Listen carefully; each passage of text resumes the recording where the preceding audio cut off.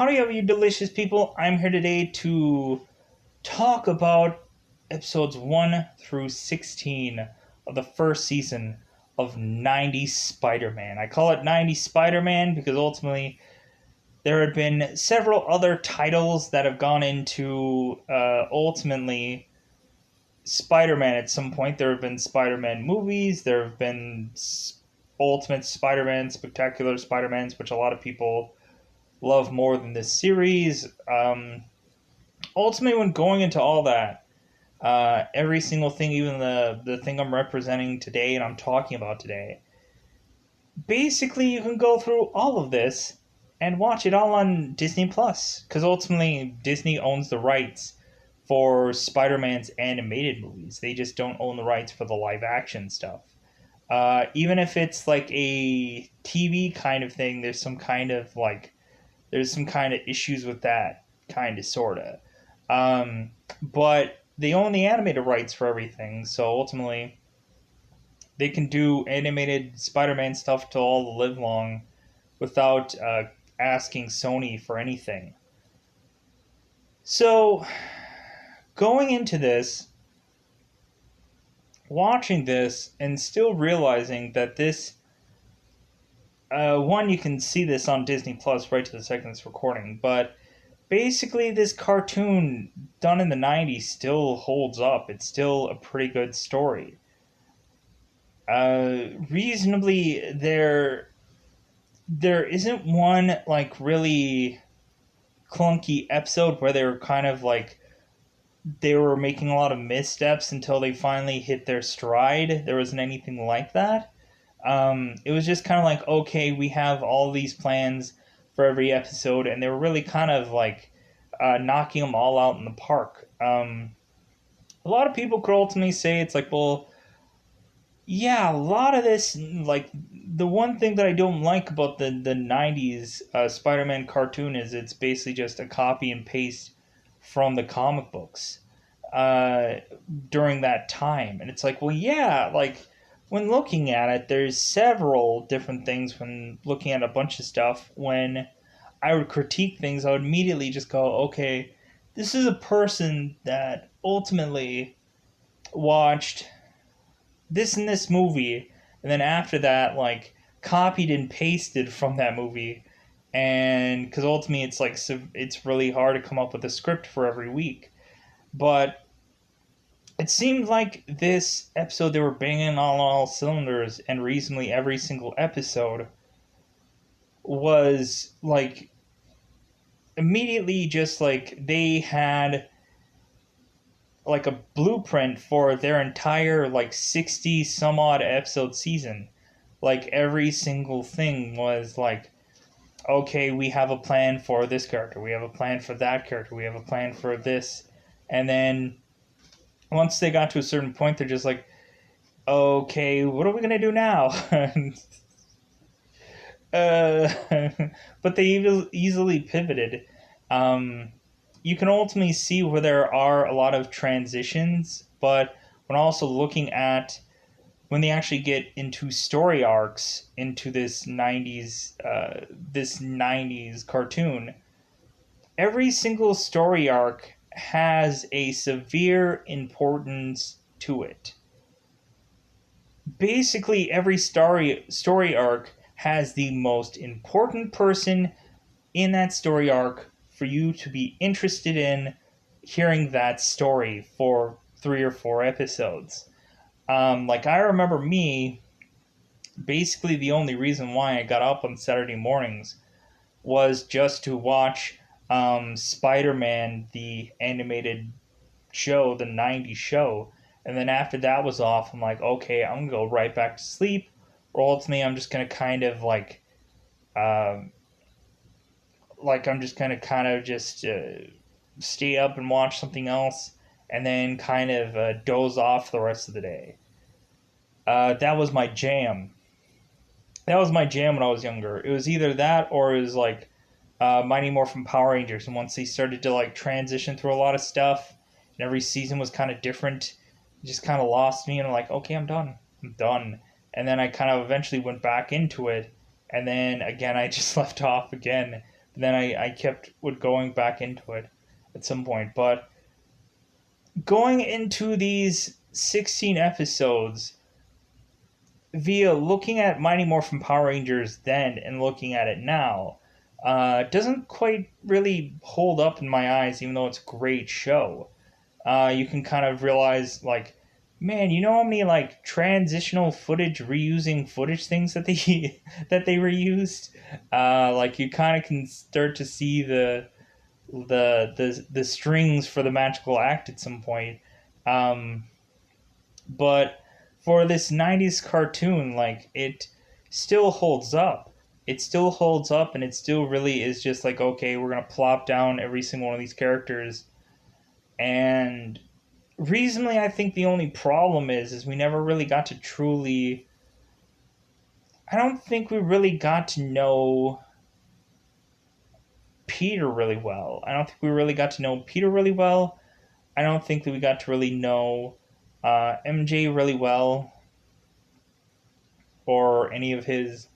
Like, I really wish that there would have been like one episode where it would have just been like, okay, like Peter and Mary Jane are just gonna have their episode, and we're gonna come up with like a whole entire episode just kind of focused on them, and not have some villain coming out of the woodwork and just going blah, blah, blah, blah, I'm coming for you.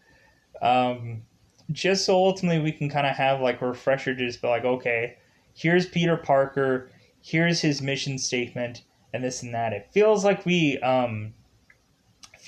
get that with Peter towards the very last like ditch effort episode, um, like the really last like end of this whole thing.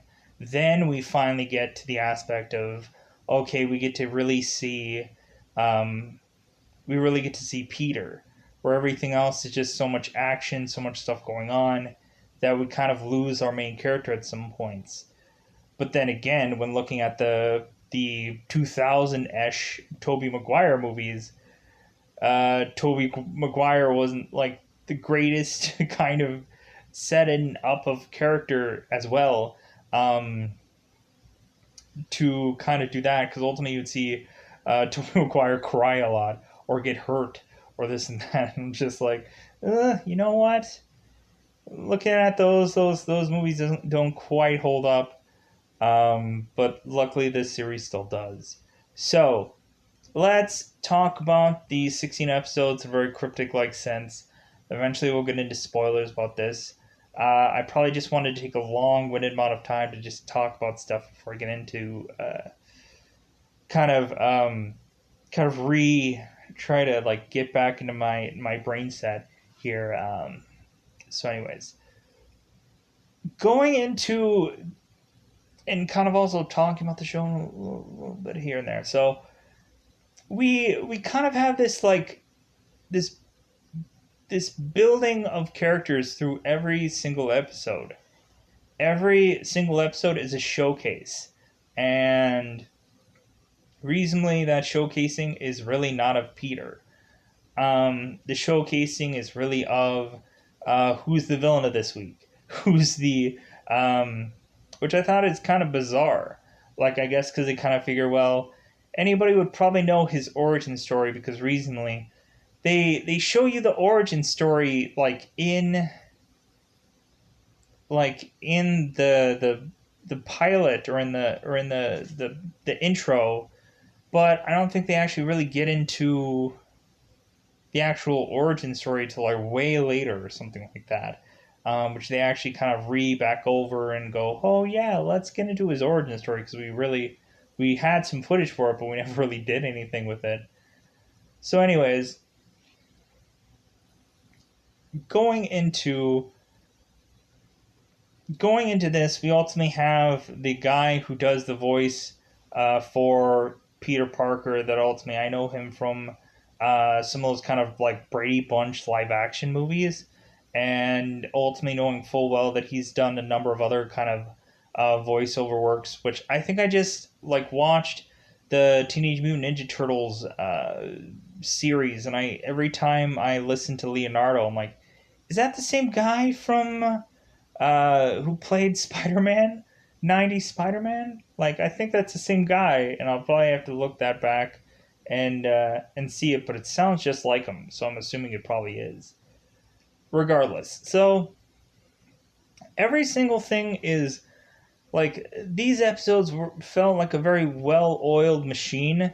The big goal of everything was to, at the end of the day, like focus on merchandising. Like to see the number of probably action figures that came flowing out of the gate after this thing was done. I think I had gotten a couple of action figures myself. Pretty decent amount of characters. I don't think I ever got. Uh, I think I got like Spider Man, and then there's probably like Chameleon and probably a couple others here and there, but kind of yeah, just couple of them I think. But who knows? I probably had like a bajillion of them, and I don't even remember at this point because my life is blur. But anyways, going into this 16 episode series, basically we don't know anything about Peter, but we know a lot about the villains he's fighting, and like it kind of is very interesting to where you almost have to invest in the villains. Isn't that kind of weird? Like you're trying to like you're like investing in the villains at some point. It's weird because ultimately you're just like, hey, like maybe I want to see this guy defeat Peter in this episode because like he gets a backstory. Like I'm feeling the vibes of Mysterio right now. I just want him to beat Peter for one episode and then kind of scamper off. Sadly enough, that was my approach to this season. Was ultimately just seeing like a lot of characters show up, and I'm like, you know what? I'm actually gonna root for this character, even though knowing full well all these guys just most of the time just freaking tank in the end. Um, but still, it's you're really wanting to root for certain characters that appear through this. Um, and I loved once we started getting into like story arc things. I'm like, okay, great. So like I actually loved those because it was like very important story arcs, but then on top of that, it's like, okay, now we're not getting these like one off like things. And recently also in looking at it, I was I was looking at this and immediately I was just kind of like, this is such a well-oiled machine that I think they knew what they were doing till episode like 100, and immediately when they had to like call it quits at some point, like they're just like, meh, this sucks. But ultimately, I'm assuming like they probably ran out of books to kind of adapt from. But when also looking at it, it's just kind of like, what can you do at a certain point that's gonna just keep escalating and be like, okay, well, what can we tap from? I think now that there's so many creative writers going on in the Spider-Man mythos of things, it's like heck yeah, like we have so much to tap into. We have different Spider-Man dimensions, which we didn't really go throw that much into. We have like clone saga stuff and all this weird, bizarrish books that didn't quite ever make sense. But we're just gonna push them out there anyways. At least they didn't do the one more day storyline in this show. So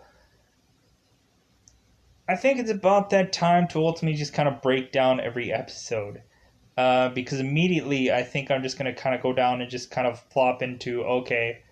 I'm probably not gonna mention every single 16 episode thing in order, but again, it's probably gonna be all like what kind of grinds down into my mind going through this review. So I think immediately it's about that time to go into spoilers about this because there's only so much I can cryptically say because it's reasonably just it's a well-oiled machine that this show goes into, and it's hard to just kind of get around that. It's just kind of like cryptically, mysteriously saying like, "Oh yeah, this character, he was kind of cool, whoever he is in episode one." So, anyways, let's go into spoilers about the show. Let's ultimately break it down in a very spoiler like sense. At the end of the day, we can all just say that we went into spoiler time. Spoiler time's about the time again to spoil the show. So instantly, I'm looking at this pilot episode, and like immediately I think in my mind I'm like, this is kind of a very weak pilot episode. But when looking at it, this pilot episode sets up the friendship between Dr. Connors and Peter Parker. So immediately it's like, okay, well, now Peter has a scientist to go to. Because he always tried to do that in every single one of these kind of iterations of Spider Man. It's always either just like Dr. Connors or it's some other doctor that he's going to go into. Like it's going to be maybe Norman Osborn at some point, or it's going to be somebody else that Peter knows.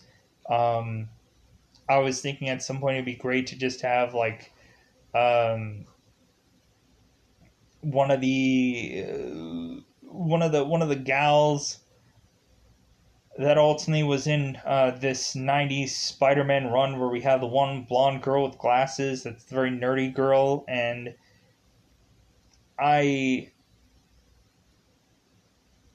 believe that was like Gwen Stacy, and the other no wait that's Felicia Hardy. That's Felicia Hart. I always get Gwen Stacy and Felicia Hardy confused. Felicia Hardy, I think, is a girl with the glasses, and Gwen Stacy is the girl with the long white hair. So immediately I'm just like, I'm instantly thinking of, or maybe I'm getting that all backwards, cattywampus. Let me know in the comments below. More than likely, I'm going to probably see some episode with one, excuse me, I'm going to see one of the two other characters, and immediately I'm going to go, oh yeah, that's Felicia Hardy, or oh yeah, that's Gwen Stacy. And immediately that will pop in there. So, anyways, going in, ultimately, I'll probably figure out when we have the Black Cat episode. That'll probably clear the air of that one. So, going into the very first pilot episode, we have the Lizard as the villain, and I'm like, it's kind of a weak way to kind of enter into like a pilot episode. But immediately, the friendship with Connors and Peter ultimately just kind of like wins you over at the end. You have it to where Connor just has this idea of turning his, like, kidnapping his wife and changing her into a lizard. And then, but his wife is kind of grabbing him and telling him that it's like, no, like, well, if you're going to turn me into one of you, what about your son? Like, are you going to turn your son into a lizard as well? And, like, bizarrely, that's when he gets to a breaking point of just going, you know what, maybe this was all a mistake. Maybe this was all just a stupid mistake. Maybe I misjudged. And so, hilariously, like, we have that to be the breaking point of, like, Dr. Connors is willing to turn his wife into a monster, but not his son. Like, because ultimately he talks to his wife and he ultimately tells her, it's like, well, yeah, you're going to have this, like, you're going to be able to, like, heal all of your body. You're going to be, like, this superhuman character. Wouldn't you want to be that? She's like, no. So, basically, we have it to where Spider-Man. The funny thing about this is we have Spider-Man that is consistently, seemingly at the opening of every pilot episode, he's usually talking to this statue called Bruce. I'm assuming that's probably a nod to somebody that probably works on the show, and or something along those lines. Maybe it's a nod to whoever is like that Peter or the guy who plays Peter is talking to through his runs. So immediately he just called the statue Bruce and then just runs off. So basically, like the very first episode is kind of like a horror episode, which I'm kind of like, ooh, that's kind of interesting. But basically, after the pilot, it goes into like it tries to be horror, but then it kind of like also like tapers back a little bit, so it's like kind of horror, but kind of not horror. And I'm kind of confused on whether you could ultimately just say that this is a horror cartoon, because it like it has times where people have um, like strange faces that all of a sudden they change their faces to more like uh, fangs of teeth and yellow eyes and all this. So I'm kind of wondering if this is like a real true horror 90s thing, and they kind of kept trying to slip that in every once in a while. Ultimately assuming that like yeah, kids won't know that a villain is menacing until like they have like yellow eyes and they have fangs for teeth, and like then that will help them understand that this is the villain.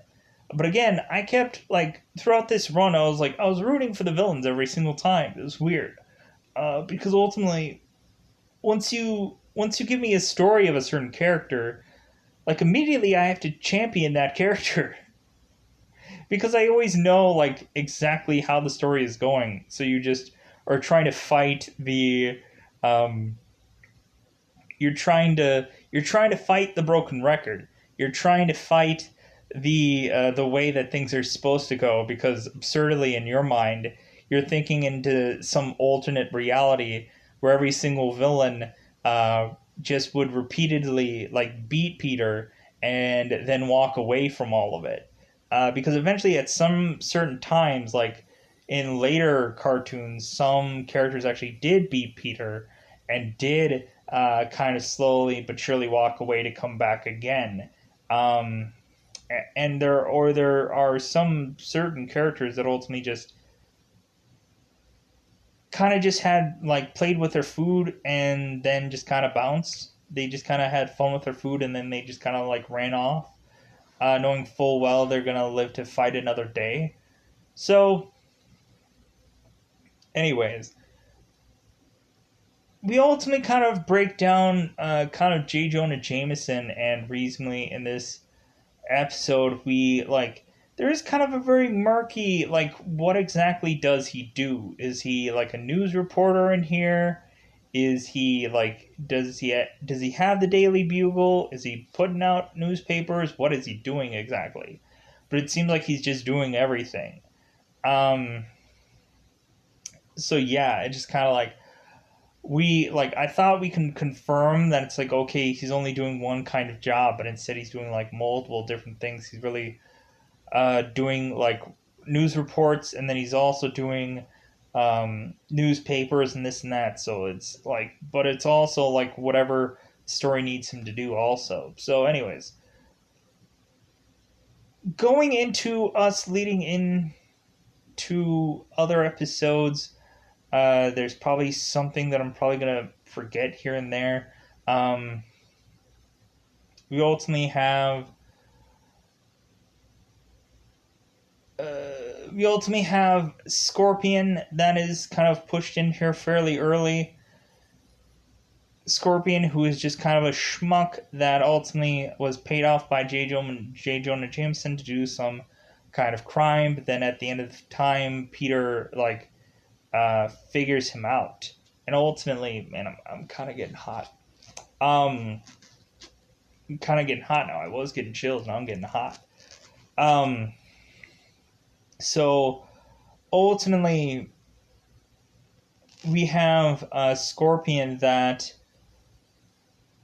ultimately is this character of desperation, and like ultimately you can kind of find a way to honestly want to root for Scorpion, which is a weird thing to say.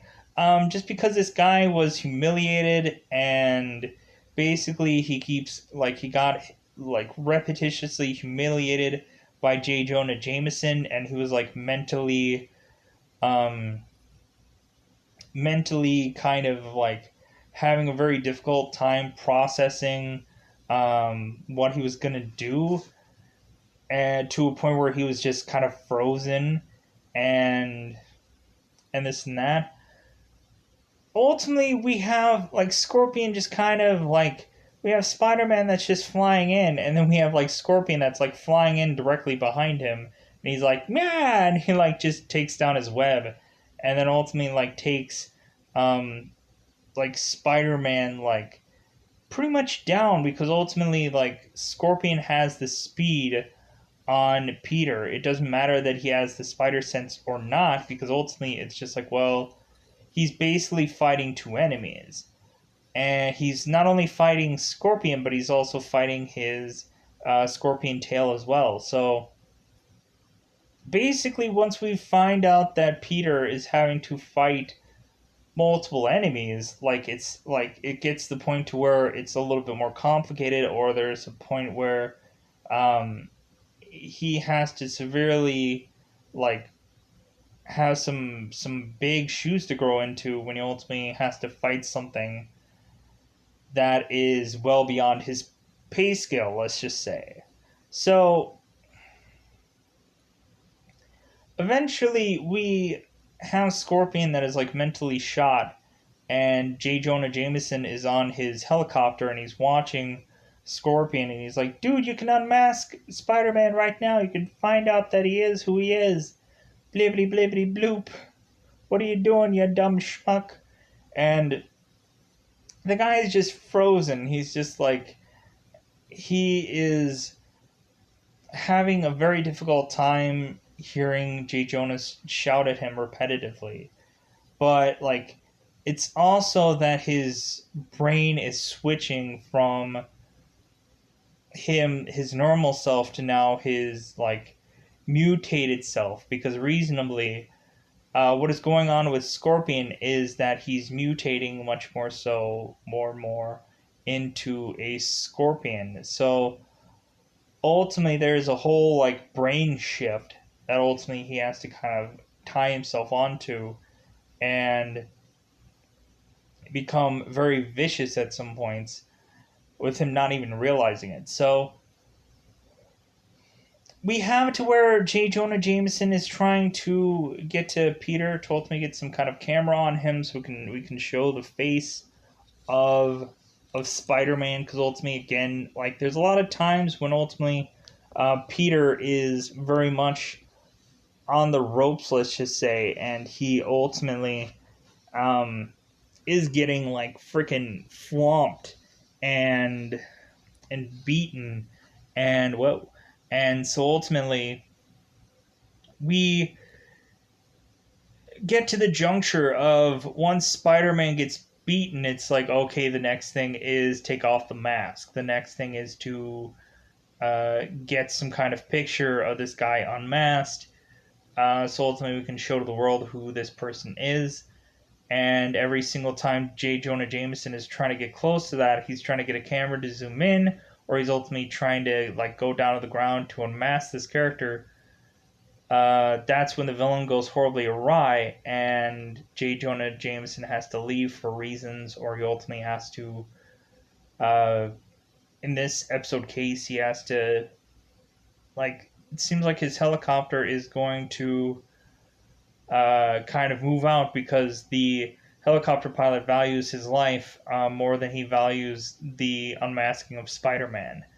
So, because Scorpion is kind of going rampant, and they don't quite have this character completely 100% under control, and it gets to the point where eventually, realistically, like, Peter just eventually just outsmarts everybody. Because recently it's all simple, like, okay, this guy has a brain of a bag of cats, so ultimately if I can just, like, fiddle with that brain, ultimately, and just try to, like, mock this guy and like get him just so angry that he basically defeats himself, that's where we win, folks. It's where we win. So ultimately we have, I'm kind of probably not all going in this in all orders, so I do apologize. We have Dr. Octopus that appears in said one of these episodes, and ultimately he, like, reasonably, this is what a transition setup. So reasonably, we have Dr. Octopus that basically is this like scorned kid, which is kind of bizarre because ultimately Dr. Octopus is in the beginning of this episode feeding some kind of knowledge for Peter to tell him that's like, hey, like I realize all these kids are laughing at you because something blew up in your face. But hey, like, none of this laughing matters. It's like just think of your future um, and how great you will be after all these schlubs are laughing at you from their home, watching you on TV and this and that. Like think of all these people that are gonna horribly fail, like behind you, because they're all laughing at you, and you're going to succeed. Like kind of very much in quasi ballparking like that. So, because immediately we find out that like Doctor Octopus is a very much like inner child like character who had been scorned because reasonably he is desperately trying as much as possible throughout these episodes, and he's always trying to say that he's better than everybody. Every time that he appears, he's like, I don't need you, like I don't need anybody, I'm perfect on my own. And Dr. Octopus basically is power hungry. Like like he doesn't think things through because ultimately, like, even though he has a higher IQ brain, he's so power hungry that that's all he focused on. And with him being focused on that, he tapers off as just nothing else matters. And that's where Spider-Man gets the jump on him repetitiously because it's just like, well, hey, like, basically all I need to do is give him what he wants. Give him the turn on the light switch to the TV, and he'll sit there and he'll be glued to it because that's what he wants. That's what Doctor Octopus wants, is the metaphorical TV. So basically, that's when Spider-Man just takes him down because he realizes how power hungry he is. So we have an episode where ultimately, I believe Felicia Hardy is taken. Probably, I apologize if I got that incorrect. Felicia Hardy's taken the long, white-haired girl. Could be wrong about that. And so ultimately, she is taken, and immediately J. Jonah Jameson is going on the news broadcast, and he's like, yeah, I want to I want to get Felicia home safe and sound, and I'll do whatever it takes to get her home. And immediately, once he finally gets on the phone with Doctor Octopus, blah, blah, blah, blah, and they're negotiating, and they're trying to go through terms. Ultimately, we are very much having J. Jonah Jameson being J. Jonah Jameson, which he's the worst guy to negotiate with, because ultimately he is very much calling this guy like a coward or a scoundrel and a thief, and like he basically tells him, he's like, yeah, I don't know why we're even giving you this money because you don't deserve it, and blah blah blah, and all this rigmarole. And I know I completely quickly went through and skipped two things. I'm going to come back to them, believe me. I just don't think they're 100% quite relevant. I might have to kind of quickly go through those, because I know there's a big certain kind of monsterish thing that happens early on in this episode, in this season, that I'm skipping right now, but I'll come back to it. We ultimately have, because ultimately it's just kind of like it it goes in there and then it like comes back, and then I'm just like, okay, why? Why does this, like, it's just a way to just sell merchandise. That's all that it is. It's like a big prop that needs to be sold as merchandise. That's all it is. But anyways, so you ultimately have. I'm gonna have to pause this for a second. I'm gonna take off my hoodie. I'll be pausing right now. So ultimately, we get Dr. Octopus to ultimately have to where, since J. Jonah Jameson is talking so much smack and like reasonably, like, this guy's just blah blah blah. So ultimately, Dr. Octopus says, like, well, hey, you're the one talking so much smack. You're gonna be the one come to me face to face and give me that money. Give me that dough. Give me that dough, Ray me. And hilariously enough, we have to where J. Jonah Jameson comes and gets the money, and then like Spider-Man breaks in, and Dr. Octopus takes J. Jonah Jameson and basically like tells Peter, it's like, well, hey, like, now I have 2 hostages. Now you're gonna have to pay me double. And so Peter has to go and convince that family, the family, that he's like, hey, like, Spider-Man made a boo-boo. He didn't save the people, and now that he wants double the money. But we have it to where Peter is gonna go in and save the day, because ultimately he's gonna talk science with uh, with Doctor Octopus.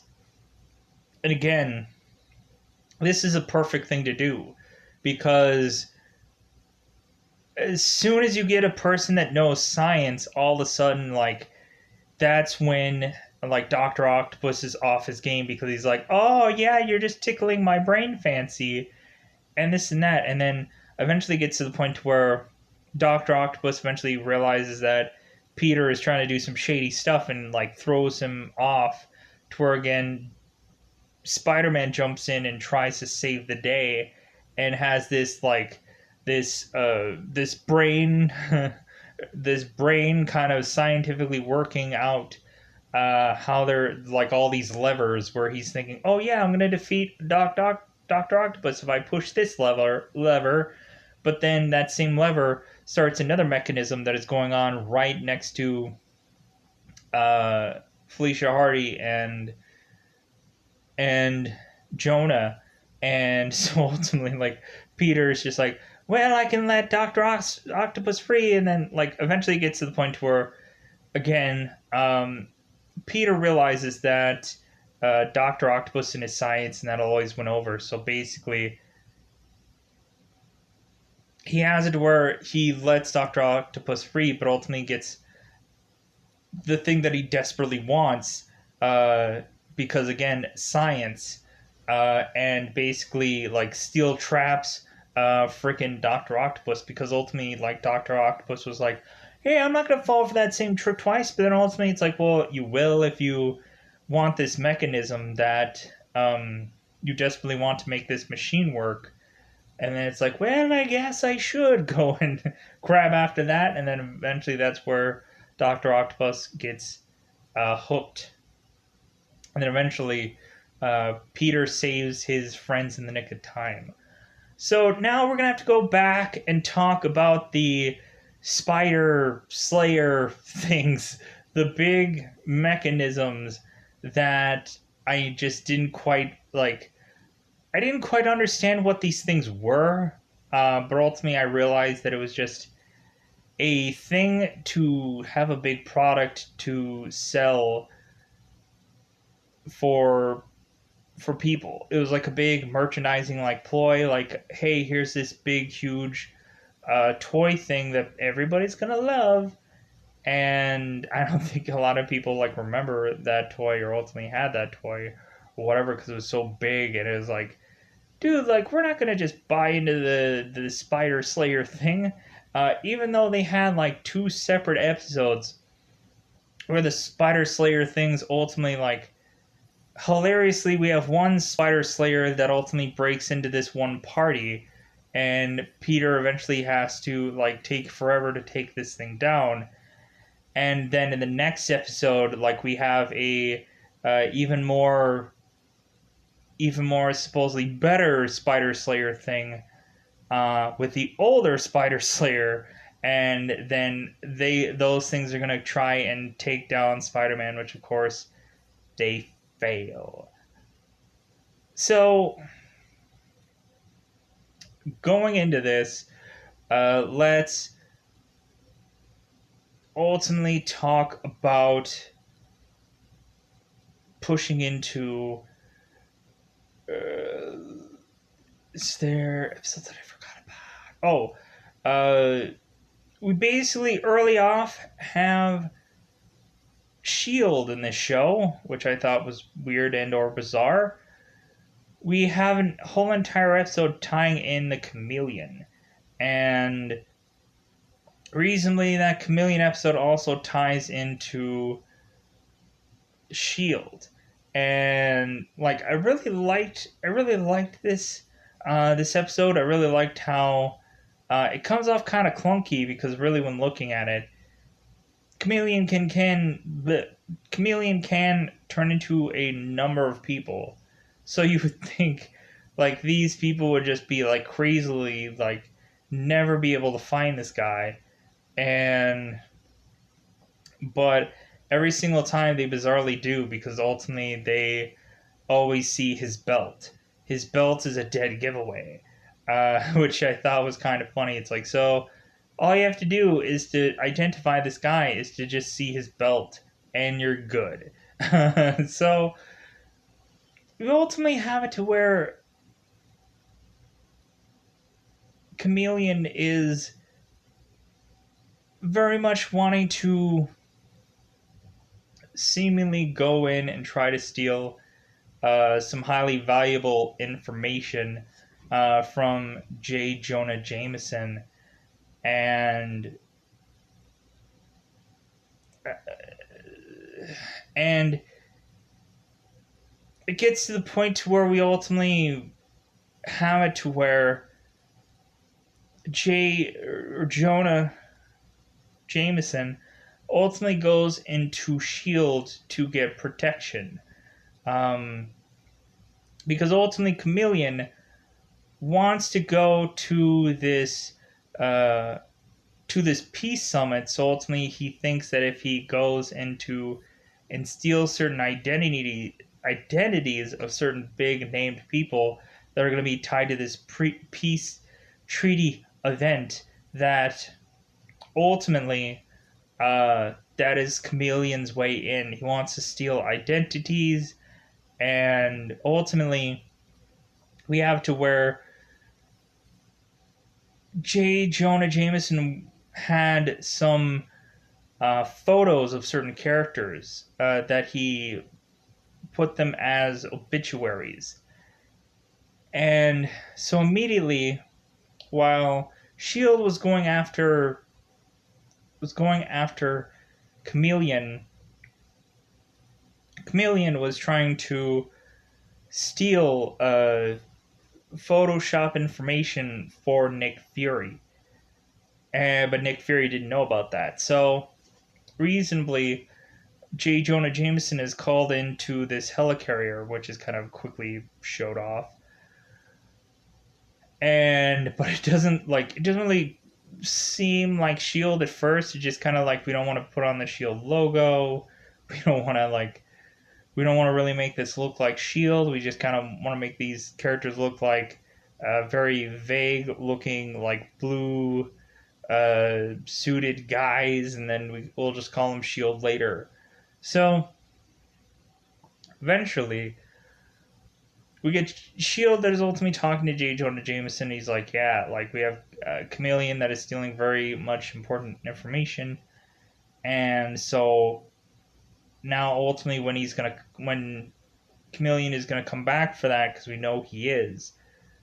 J. Jonah Jameson, you can have this like little pendant that ultimately you can touch to where our Shield member characters that are hiding in the whims close to you are ultimately going to spring into action and go after the chameleon if they can find who he is. Again, a bulk of this is find the guy with the belt.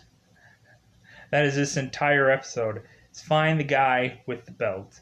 That is the whole story. It's like immediately every single time we have the chameleon that is kind of like hiding out somewhere, and then like people jump on this other guy, and it's like, wait a minute, he doesn't have the belt. Okay, let's go elsewhere. So immediately, Spider-Man notices that like Robbie isn't the chameleon, and so ultimately he's trying to save Robbie, to where the Shield members are trying to attack Spider-Man because they're thinking that he's the chameleon, or like he's working with the chameleon, or this and that. But eventually, one of the Shield members notices, like, oh, he didn't have the belt on, so clearly not him. So, because eventually this whole thing starts out with the chameleon dressing up as Spider-Man and doing all these like thief things, and like basically he's doing them like pretty dang well. He's convincing everybody that like looks like him and this and that, which kind of happens like very repetitively, because that's kind of how like the Mysterio thing like starts out too. That Spider-Man is usually put in the wrong in every single one of these episodes by some villain that usually dresses up just like them. Or in the Spider Slayer episode, we have Flash ultimately dresses up just like Spider-Man, like he had done in previous other shows that I've seen. And ultimately, the Spider Slayer was going to attack Flash, and Flash was like, "Oh no, I'm not the real Spider-Man. He's the real Spider-Man." So immediately, I think now is about that time to go into the Venom story, because the Venom story kind of sets up for kind of a barrage of other characters. I'm assuming that I'm probably missing some kind of story arcs. Let's go back into those as well. Because ultimately, let's kind of quickly go over Kraven the Hunter. We ultimately have a woman that is in like a safari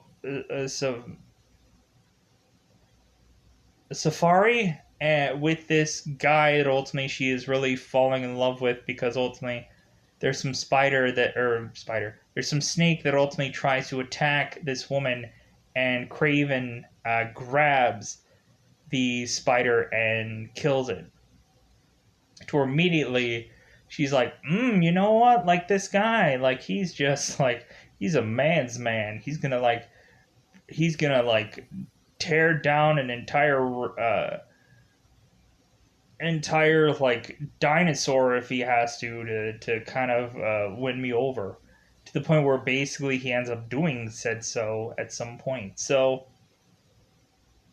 immediately we have again a very interesting story with our villain, to where we're kind of rooting for the villain, and it's good to eventually see Kraven eventually at some point in this show kind of switch from a villainous character to eventually where he transitions in another aspect of the show somewhere down the line. So immediately we have Kraven the Hunter, and ultimately he is in flashback form having to fight down all of these hyenas. Because ultimately we have this one like a Thundercat looking guy that is otherwise with all these animals, and like he is under this like concoction, but it seems to be working out really well for him. Big thumbs up to that guy. And so immediately the guy is fine with having this medication, so ultimately this woman, this scientist, decides to give that same medication to Kraven Hunter, because ultimately he had to take down like a pack of hyenas that went wild. And so immediately Guy takes juice, guy goes into like, I gotta get a new costume, I gotta get some new sweet threads, like I gotta really establish dominance and kind of just not only take down the safari like jungle, but then I gotta go back into the good old New York and just start wreaking havoc in there, because why not? So Spider-Man is having to confront Kraven the Hunter within this story of this guy that has just kind of lost his way, and ultimately we have a scientist who is trying to concoct the antidote to help this guy and equilibrium him out. And so of course we have Spider-Man that it seems to be just kind of like he just kind of like he's really just kind of barely kind of keeping pace with Kraven, but Kraven is just like not having it. He's just like, no, like I'm just gonna overpower you. To the point where they eventually take this guy down and give him the antidote, and then he's fine. So now I'm sure there's probably a villain or two that I probably missed at some point. A lot of people are gonna be like, dude, that episode. I'm probably gonna have to go back to it because I'm probably gonna have to remember some villain at some point going on in the series. So let's go into Venom, because ultimately that is the big story arc in episode 10 to episode a couple of those, because everything kind of like ties into that storyline. After this, it's kind of like a lurking kind of storyline where we kind of have to keep coming back to that at some point because it's a big story.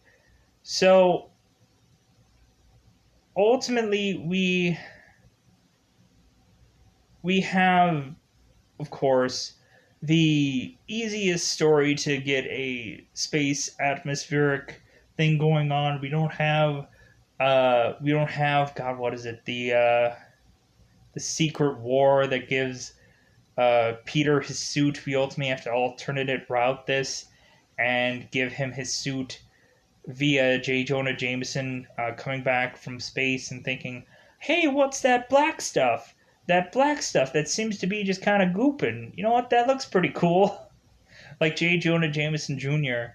is on, is I think on the moon, and he's like, you know what? I like that. I like that black goop stuff. It looks kind of cool.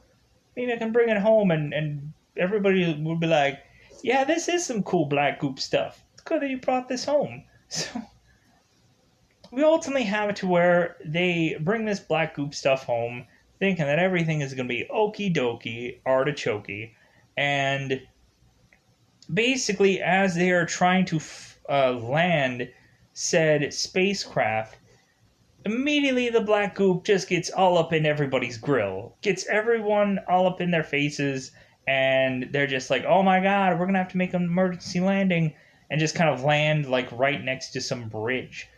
To ultimately, Eddie Brock is on this bridge, and everybody's getting told to not be on this bridge and kind of leave your cars and whatever. And Eddie Brock's just like, yeah, whatever. Like, there's no way that that's gonna happen.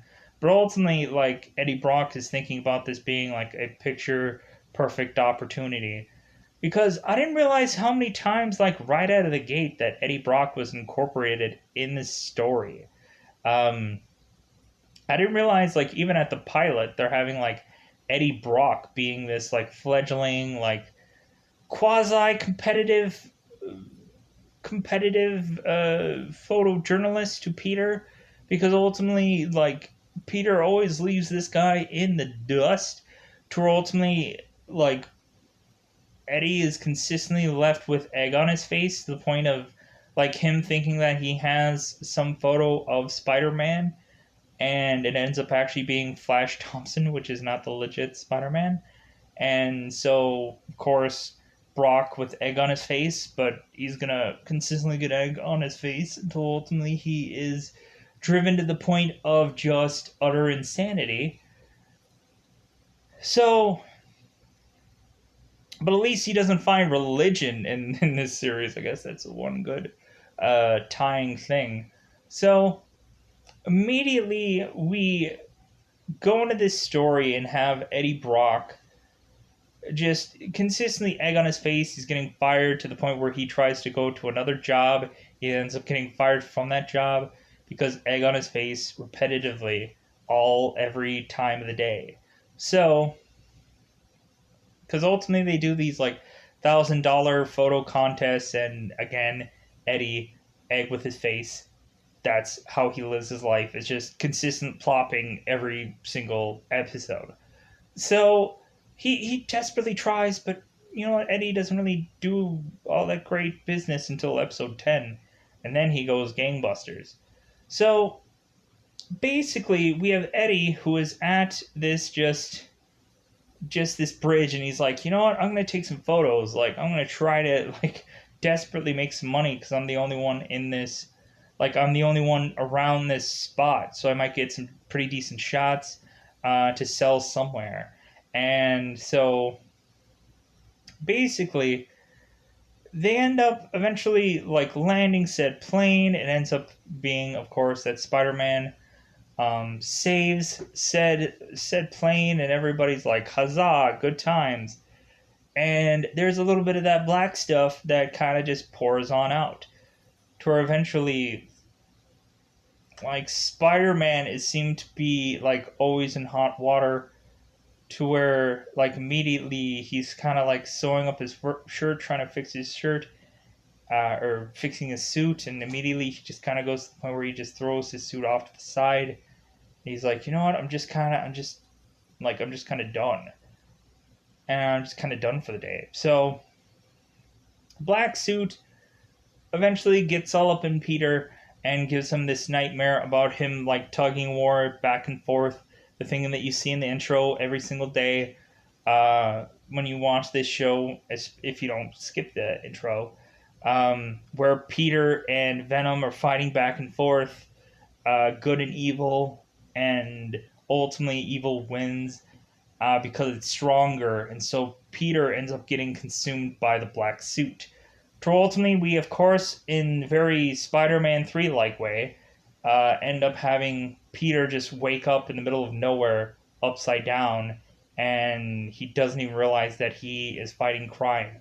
You would think that this guy would be so exhausted that I don't know how many times this guy would probably be swinging in just anywhere, and he would just pass out, or he would just be exhausted. You would think that he would like black out like all the time, and he would just wake up in random places, and he'd be like, "Oh yeah, like I was trying to just get like a little spider nap."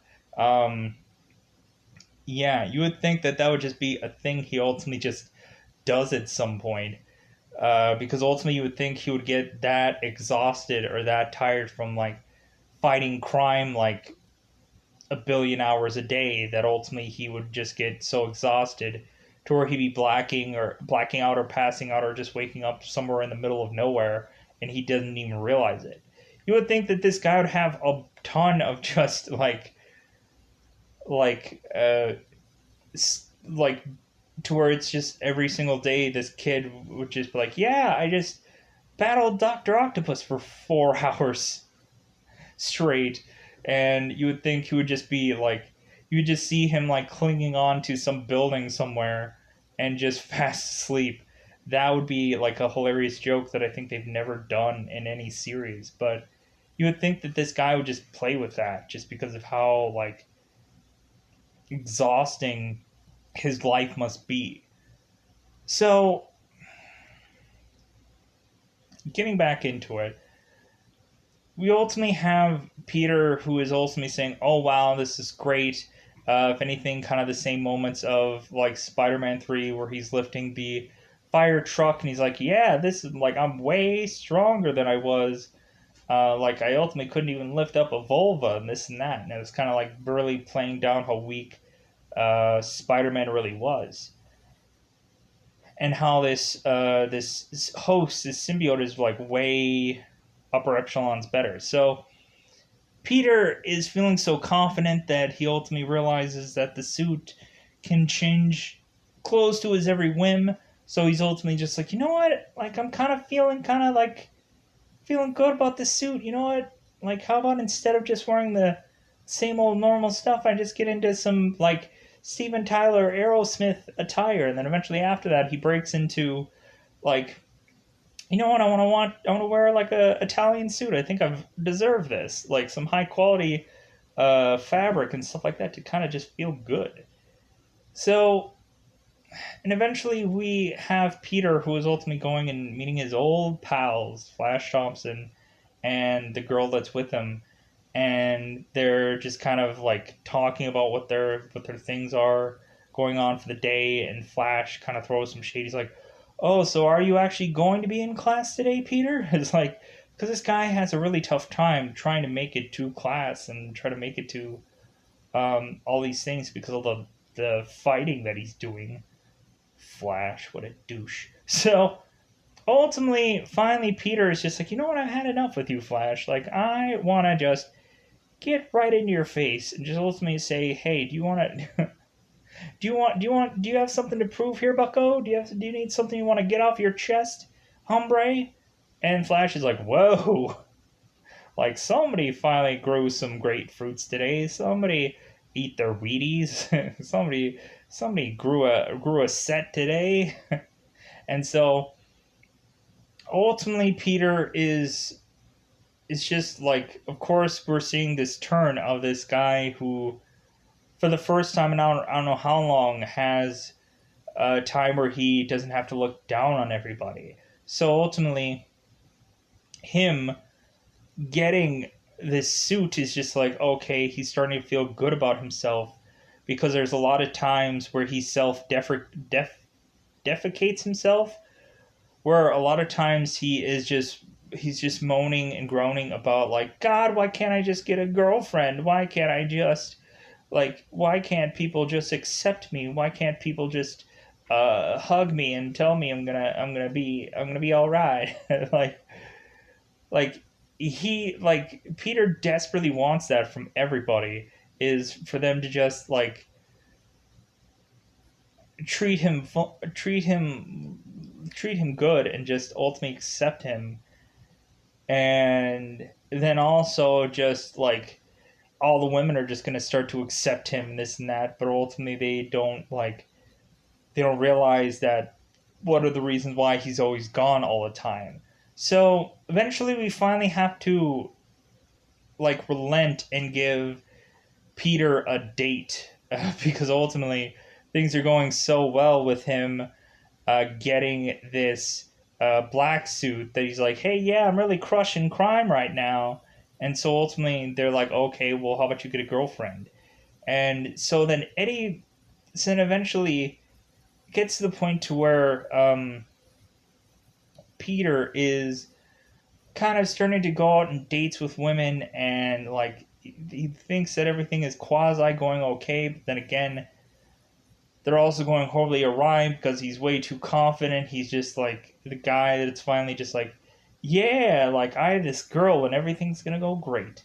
And so eventually he's taking down like Rhino like he's nothing. He's gonna put like a steel door onto him and bash him. He's ultimately gonna go into like seeing Shocker and just like clean his clock, just kind of like really just have this character that Shocker is really overconfident and has this whoa hey like kind of voice. And ultimately like Peter just cleans the clock of Shocker because ultimately he sees Peter, or the black suit sees Shocker as a massive threat. But and ultimately it gets to the point to where there's some kind of goons that ultimately realize that they can use like a sonic weapon to go up against Peter, and that gets it to where ultimately the suit goes onto itself to try to save its own self by latching its own like limb to protect itself. And to where Peter's like, oh, so my suit even has like cruise control. It tries to save its own self because ultimately it sees what threats there are. So basically it gets to the point to where ultimately Peter ultimately has a lot of villains going on in this clock tower, and immediately he is like he's fighting off like all these villains that he's just like, God, I'm sick of you, I'm sick of this, I don't want this anymore, blah blah blah. Like it gets down to the point where he's like after um he's after all these he's after these villains, and then he's also like going after Brock, and he's like, I'm gonna get back to you, you schmuck. And so I don't know, what is the villain that Peter goes after in the clock tower? Trying to think of what it was. I think it might have been. I think that might have been Shocker in the clock tower. So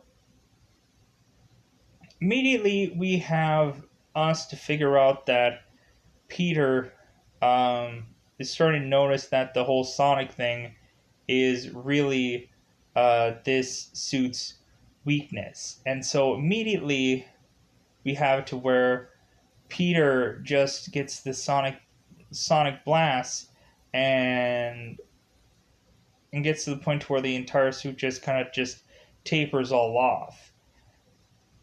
And immediately he's just thinking like, okay, cool party bonus, that worked out, I guess. Like immediately every single time they think that every single one of these villains are defeated, and like Peter's patting himself on the back. But doesn't realize that eventually the symbiote eventually ties himself on to Brock.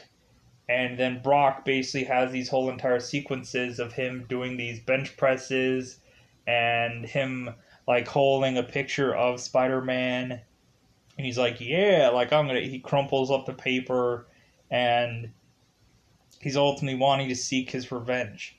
Excuse me. So Brock wastes no time to try to go up against Peter. Like he basically gets right in his face as Eddie Brock, while basically Rhino and Shocker are basically both fighting Spider-Man simultaneously, and both Shocker and Rhino are like, yeah, like if anything, you should have kept the black suit. If anything, because we're gonna get you all dirty. So we get to the aspect where Eddie is just kind of like right into everyone's face, and he's like, "Yeah, I'm Venom," and basically he just cleans the clock of Rhino. He like just wheels him around and just like freaking tosses him smack right into Shocker, and then immediately like as Spider-Man is kind of like trying to get back out from the rubble that he got tossed into, like Eddie Brock is like right in his face, and he's just like, well, hey, Peter, how's it going? Or, hey, Spider-Man, I mean, Peter Parker, because I already know, because ultimately the symbiote told me, because I'm Venom, because ultimately I'm like a virus that's going to infect you and hurt you and kill you. And, like, Venom wastes no time and is just, like, cleaning Peter's clock.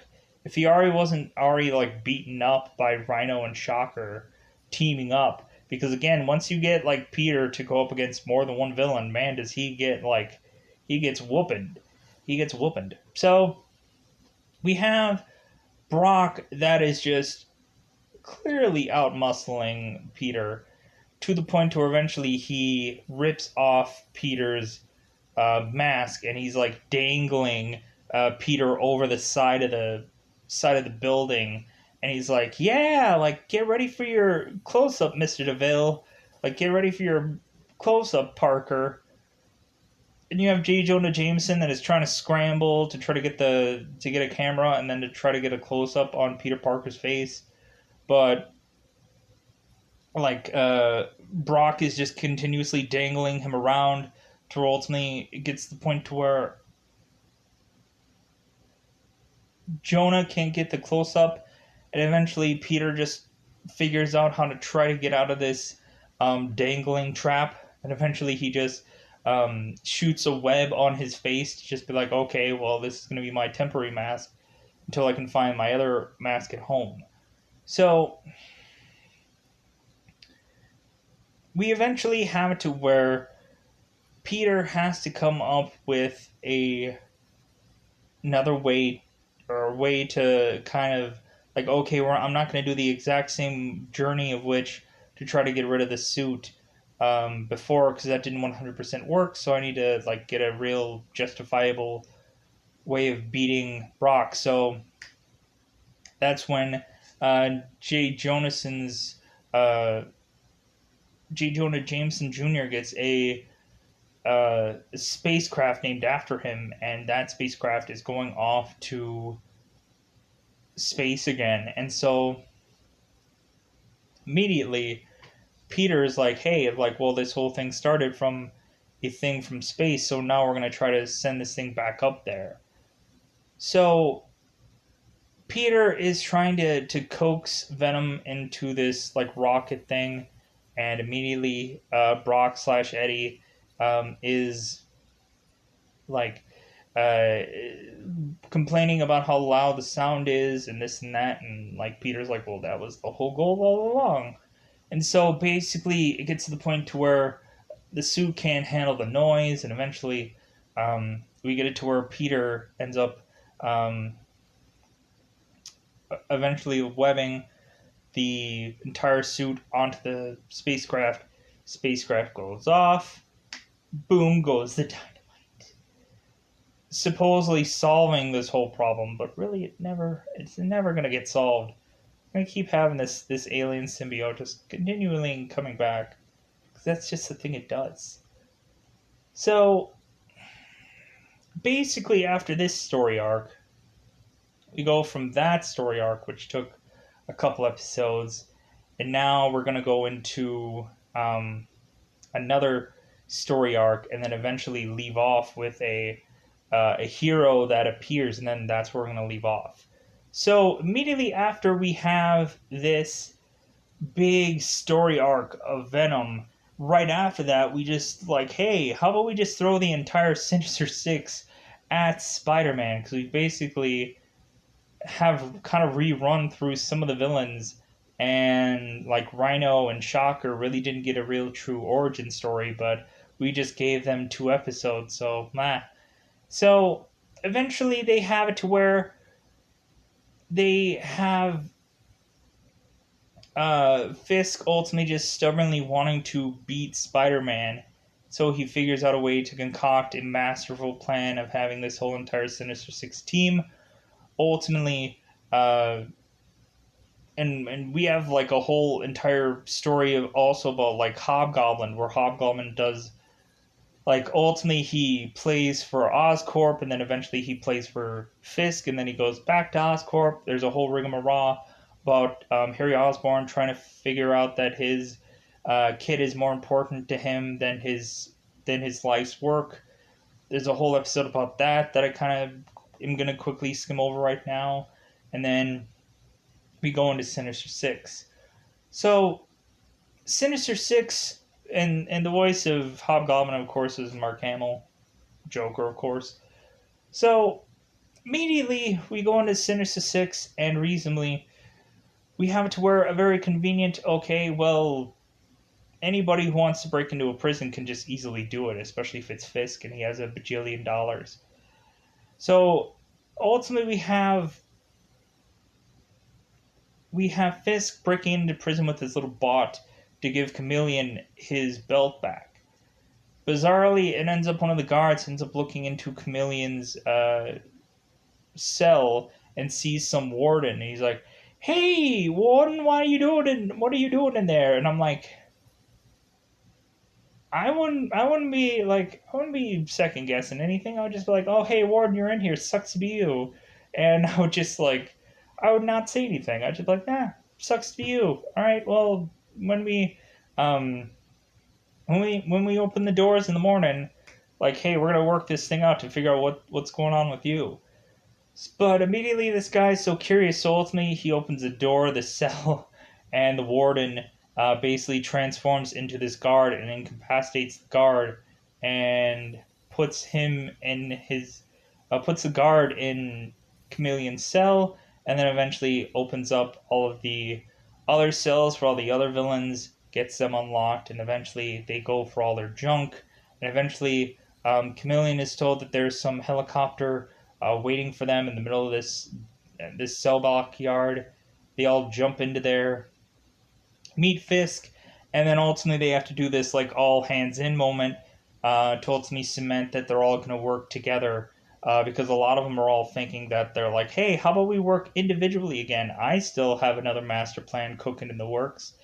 And Fisk is just like, well, yeah, you guys all tried that already, and it didn't work. It flopped. You suck. So ultimately, how about we do this team thing? And then after that, if this doesn't work, then you can just do whatever you want. So immediately everybody is like on board because immediately they had saw some robot Spider-Man, and it seems like when there are all 6 villains all in this room, they could ultimately easily take a robot Spider-Man down. So I think they could figure out how to take down Spider-Man. The only problem with the big problem with this story is we immediately have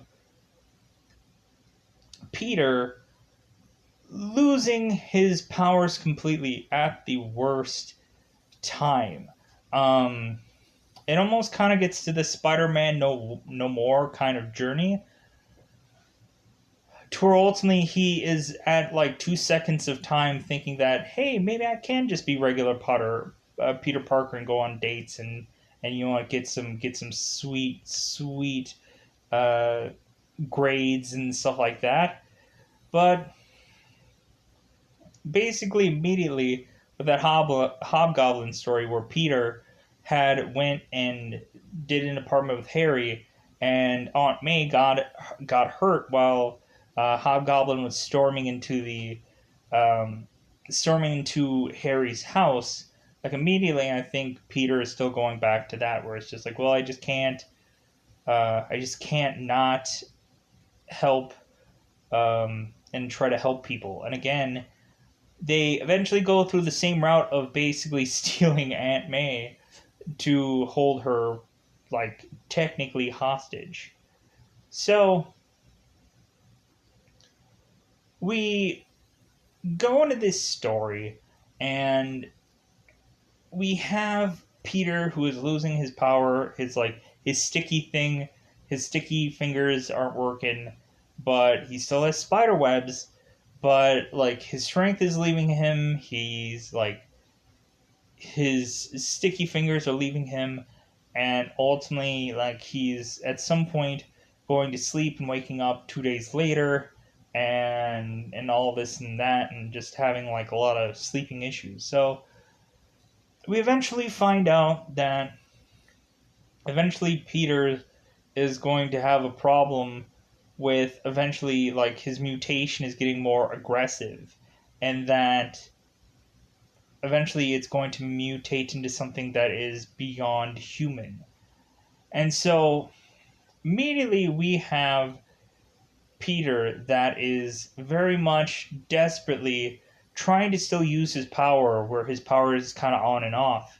And so immediately he is consistently butting heads with all the Sinister Six and basically coming up with all these like false kind of accusations to ultimately come up with some kind of reasoning. So Peter eventually goes to try and save his Aunt May from being the kidnapped, and because Dr. Octopus comes to her home and tells her, it's like, hey, like, your son collapsed in just the middle of the street, and I grabbed him, and I have him at my facility.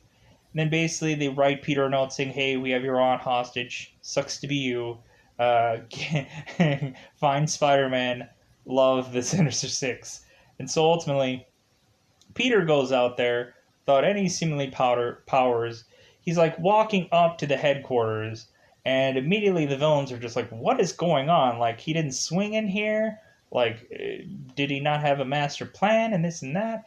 And so basically, the Sinister Six just mop the floor with this character to the point where they grab him and then they unmask him, and immediately they find out that it's Peter Parker, and they're like, oh my god, it's Peter Parker. But then they're like, wait a minute, like, this guy didn't have any Spider-Man powers. So ultimately what happened was he just came in here and he just threw on a Spider-Man suit because he couldn't find Spider-Man.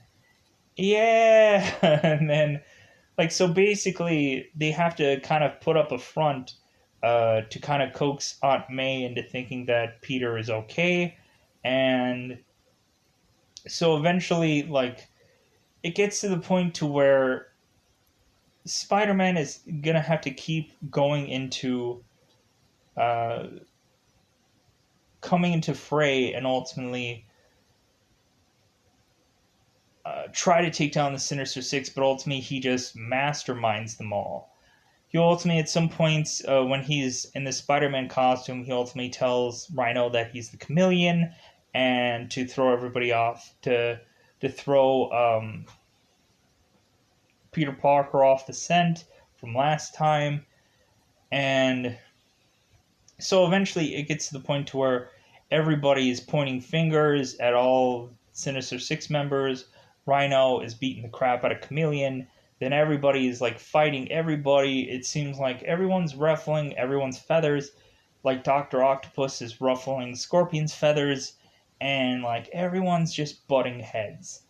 Um, to the point of like Doctor Octopus was trying to figure out what Scorpion was doing, and Scorpion was trying to figure out some like cure to help him, and trying to figure out some place that he can ultimately get some treatment to kind of cure him of um, this yellow-eyed, fanged tooth character. And so, anyways, we we break down into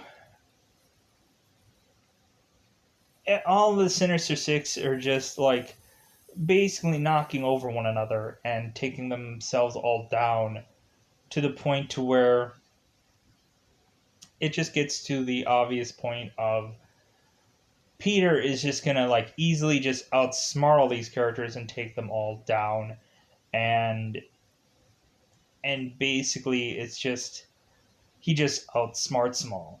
So that leads into the very last episode that I'm going to talk about here, so I can get this review all done because this took a severely long time. So, the very last episode is the Hydro Man episode.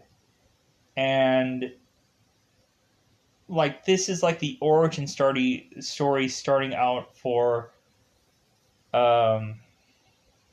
Like, it kind of is helping us understand Mary Jane Watson, but then it's also helping us understand Hydro Man. So, ultimately we have Peter, and he's just like, you know what? I'm just kind of curious why, like, it seems like Mary Jane is so guarded. It seems like, evidently the chameleon me took a little smooch on her, and she was all kind of like, you know what? I'm liking that. Then again, whenever Peter doesn't do exactly what she says, she gets all like, you know what? I didn't think I'd want another man, and this and that. So we figure out that Mary Jane has this entire arc that we didn't know about. And basically, her arc is that she has this character that ultimately becomes Hydro Man. So, I think his name is like Cliff or Biff or something like that. It's like Cliff or Biff. It's like some weird, bizarre name that ultimately I didn't like really care for. But anyways, we eventually have Hydro Man who appears, and he's like a thief. But again, he's a thief that again every time somebody looks at like a silhouette of any like hero, immediately they all think it's Spider-Man. Because how many freaking numerous times any silhouette or any kind of thief going on, it's always Spider-Man. So immediately they're thinking it was Spider-Man at first, but then again it's Hydro Man. And ultimately, he steals this jewel to ultimately give to Mary Jane and to come back into her life and say, "Hey, like, you know what? I was nothing when I first met you, and now like I'm somebody. And I want to tell you everything, and I want to tell you what happened to me, to make me this guy that is perfect for you, MJ." And MJ wants nothing of it, and she's just like no, like no, like I like I'm past this. Like, if anything, like, he's too smothering. He's too like he won't take no for an answer, and immediately like Mary Jane is just like, you know what? Like, I'm just like, and Hydro Man is always like the guy that is like, but what did I do wrong? And Mary Jane is like, it's not like that. That's not the answer. It's just like you're just too much. You're just too much. You're trying too hard. It's obvious that you're trying too hard. And so immediately we find out via some Hydro Man had become Hydro Man by having this uh, submarine navy like accident where he like fell off to the side of the road or side of the boat and been man overboard, and then eventually realized that he like mixing in with these materials. Eventually, he just became a Hydro Esh like man, and so he came back to Mary Jane and just was like, you know what? Like I think I'm your man now. Like if anything, you me, we're gonna do this. And Mary Jane is like, no, just no. Like you're too smothering. You're just too no. So and eventually, when any man comes and, like, even just a sneeze into Mary Jane's ballpark, that ruffles the feathers of Hydro Man. And, like, basically, he sees any male person as, like, the successor for MJ's heart. So immediately, like, when at first Hydro Man is just kind of telling MJ like what his power was, and she's like, "Oh yeah, that's really nice and everything, but but I don't know what to think about all this." Towards like you're wondering what is going to happen when Peter confesses his power to MJ. Is she going to accept it? Is she not going to accept it? Which ultimately we know that story, but ultimately I'm still kind of keeping it vague. So again, we have MJ that is just kind of like this guy showing off his power, and she's like, that's great and all, but that's you're just playing with water. Like, what's going on? How am I supposed to even know that that's really you? And like Hydro Man kind of like gives her like a play by play of what his powers are, and she's like, yeah, that's all great and whatever, but like, where did you get this necklace from that you gave me? And he's like, well, I stole it. And she's like, no, no, that is like, if anything, she is the girl that is looking for the morally good person, and this guy is not that for her. And immediately she's been burnt, so immediately she's looking for the good moral person, which seems like Peter. But if Peter just can't get his schedule right, if you know what I mean, or he can't get his he can't get it like a date on a Friday. It's like we're gonna have that like put in stone and concrete and 800 different other things, right, Peter? And he's like, uh-huh. And immediately he's late for that date. And it gets to the point where Mary Jane like mentions that she's like, God, you know what? If he was actually on time for a date, I would be worried. Like, I would be worried, or this and that. So immediately we have um, to where Spider-Man, of course, is noticing that this whole thing with Mary Jane and her ex-boyfriend, it's just kind of getting more and more like aggressive. He's just like, "You're going to be mine," and she's like, "No," to the point of almost um, running away from him. But there's nowhere to run. So basically, we have it to where Spider-Man gets involved, and immediately, like, Spider-Man is just severely outclassed because again, like he doesn't quite have the equipment to go up against this kind of hero, but then again he figures it out. Like basically any kind of sort of Sandman or water character, he eventually has to come up with some kind of webbing adjustment. It seems like within this show we don't we don't do a lot of webbing adjustments very often, or we come up with kind of these severely simple kind of approaches to adjusting with his web stuff. So eventually, we have Peter who is getting clocked the first, or Spider Man who is getting clocked the first time, but eventually he comes back to fight Hydro Man again because ultimately, basically, like, Hydro Man won't let Mary Jane go. Like, he's basically gonna kidnap her and steal her away to a place where ultimately he can keep her grounded, which is around heavily big bodies of water. So Peter or Spider-Man ultimately like has to go and rescue MJ.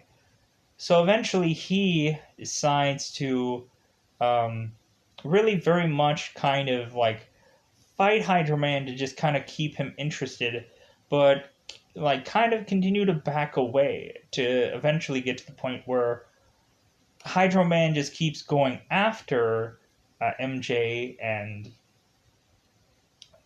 Spider Man, but he doesn't realize that he is more and more getting shifted to a different locations, and ultimately we find out that Hydro Man is too far away from any water source to retain his power. So immediately, um, MJ and Hydro Man are still having this moment where Hydro Man is still just like, "But you're gonna be mine," and MJ is just like, "No." And so basically, like, Spider Man just says, "Give it up, give it up, give it up, man, give it up," and basically Hydro Man just goes for one last blast, and that one last blast, knowing full well that he was gonna die to do it, still he was just stubbornly his character that needed to defend um, his position, which was the alpha male, and him doing that one last blast, that one last smash, ended up smashing him into the ground, which ultimately started to make him evaporate. But then again, they play with the whole fact of MJ asking, "It's like, well, is he dead?" And Peter has to go with that scientist preach where it's like, you know what, you never know, like he could come back, because ultimately, like, water is just an element, and like maybe one day, like, you get a very rainy day in New York, and all of a sudden, poof, Hydro Man's back again. You never know. Like, they have to kind of do it very open ended, like probably knowing full well that this character at some point is probably going to come back. Um, but yeah, it seems like everything is already written into the books of like when this character is going to come back. Everything is knowing exactly where everything is going to head, and this show felt like a severely very well oiled machine. And at the end of the day, I think that's all I wanted to say about these 16 episodes. Very kind of interesting approaches to kind of do story at some point, especially the story arc moments, which a lot of stuff, considering it's 16 episodes. I tried as much to bash through a lot of stuff, and I know there's probably one or two episodes here that are probably a lot of people's favorites. And they're like, dude, you didn't go over this enough, or you didn't kind of, like, there's a lot of times where I just kind of quickly went through a lot of things. So at the end of the day, that's all I wanted to say about Spider Man episodes 1 through 16. Ultimately, I think after this, I'm gonna slow down a little bit and like not do 16 episodes. I'm probably gonna go for a decent maybe like 10 per or something like that until the very end of this season. So I think that's what I have in mind, unless there's like a bajillion story arcs that are all tied into one another, and I have to figure out where exactly to stop. So that's where I wanted to go into talking about this. And hopefully, maybe there's somebody that likes a long winded podcast or a long winded kind of re rant about the 90s Spider Man cartoon. But otherwise, I'm gonna get out of here. Bye, everybody. Bye, everybody.